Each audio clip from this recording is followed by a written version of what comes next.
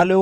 Rifle club എന്ന ചിത്രത്തിൻ്റെ first day box office collection റിപ്പോർട്ടാണ് ഇന്നൊരു വീഡിയോ ഭാഗത്ത്. വീഡിയോയിൽ മുൻപ് വീഡിയോ ലൈക്ക് ചെയ്യുക, ചാനൽ സബ്സ്ക്രൈബ് ചെയ്യുക. ഡിസംബർ മാസം ധാരാളം ചിത്രങ്ങൾ OTT റിലീസ് ചെയ്യുന്നുണ്ട്. നമ്മുടെ ചാനൽ ഭാഗം പരിശോധിച്ചാൽ നിങ്ങൾക്ക് കാണാൻ വേണ്ടി സാധിക്കുന്നതായിരിക്കും. നേരെ ഇന്നത്തെ വീഡിയോയിലേക്ക് പോകാം.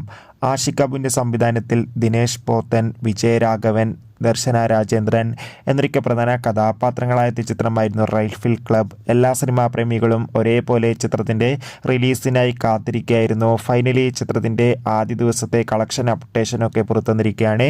ചിത്രത്തിന് ആദ്യ ദിവസം അത്യാവശ്യം മികച്ചൊരു അഭിപ്രായം തന്നെ നേടിയെടുക്കാൻ വേണ്ടി സാധിച്ചിട്ടുണ്ട്.